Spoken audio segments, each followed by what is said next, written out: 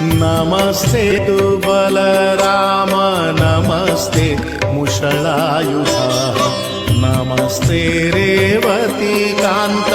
नमस्ते भक्तवत्सलम् नमस्ते बलिनं श्रेष्ठ नमस्ते धरणीधरा प्रलम्बारी नमस्तुभ्यं त्राहि मां कृष्णपूर्वजम् नमस्ते तु बलराम नमस्ते मुषलायुधा नमस्ते रेवतीकान्त